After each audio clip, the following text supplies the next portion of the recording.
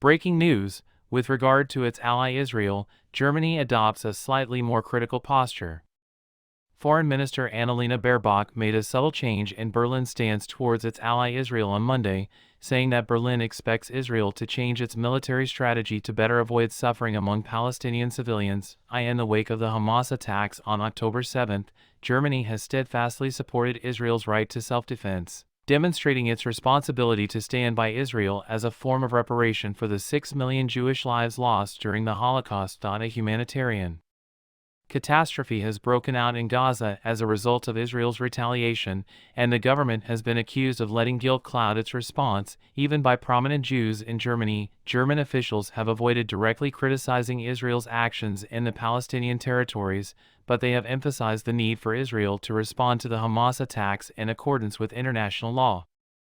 That has shifted in the past week, with Baerbock at the helm, the foreign minister who is known to be more vocal. We expect Israel to allow more humanitarian aid, especially in the north, to ensure its military actions are more targeted and cause fewer civilian casualties, the minister said at a news conference in Dubai on the sidelines of the United Nations Climate Summit. With the conflict escalating and the loss of approximately 18,000 lives, the majority of Gaza's 2.3 million residents have been forced from their homes. Those who remain in the heavily populated enclave claim that finding refuge is next to impossible. According to Baerbock, the viewpoint of a political solution revolves around the question of Israel's strategy in this conflict. Last week, German Chancellor Olaf Scholz showed solidarity with the Jewish people by lighting the first candle on Berlin's giant menorah in honor of Hanukkah. Scholz has been more reserved in his criticism, but Scholz has been denouncing the violence of Jewish settlers in the West Bank and calling on Israel to let more humanitarian aid into Gaza. She even spoke with Israeli Prime Minister Benjamin Netanyahu on Saturday, following the United States' decision to sanction several Israeli settlers for their roles in attacks on Palestinians in the occupied West Bank. The Foreign Ministry expressed its approval and urged the European Union to follow suit. IDF reports 104 Israeli troops killed since fighting began. Following the expiration of the interim truce on December 1, Israel resumed its bombardment of Gaza, following the release of over 100 of the over 200 hostages held by Hamas militants during the surprise attack on Israel on October 7.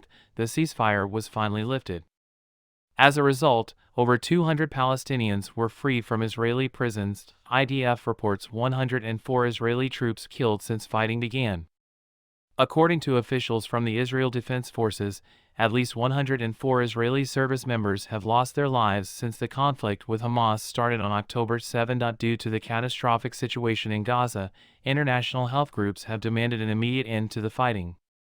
Updates on the worsening situation in Gaza were released by Médecins Sans Frontières, Doctors Without Borders, and the World Health Organization, who pleaded for an immediate ceasefire so that aid could enter and civilians could seek shelter. A complete collapse has been reported by the medical aid organization in Gaza's healthcare system.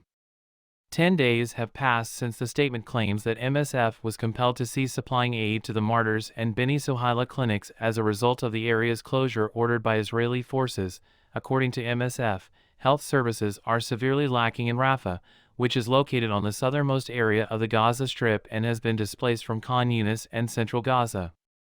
The United Nations Security Council must demand an immediate and sustained ceasefire to lift the siege and ensure unrestricted aid to the entire Gaza Strip, the statement from MSF stated. At the same time, the World Health Organization, who reported that a joint mission to Al Ahli Hospital with the goal of delivering 1,500 people's worth of trauma and surgical supplies, as well as 19 critically ill patients, was a success. A statement from the organization stated that the high-risk delivery was successfully executed despite the active shelling and artillery fire in the region. According to the World Health Organization, who the hospital is severely damaged and desperately needs oxygen, vital medical supplies, water, food, fuel, and medical personnel. We cannot wait any longer for a sustained ceasefire and a safe, scaled-up humanitarian response, stated WHO officials.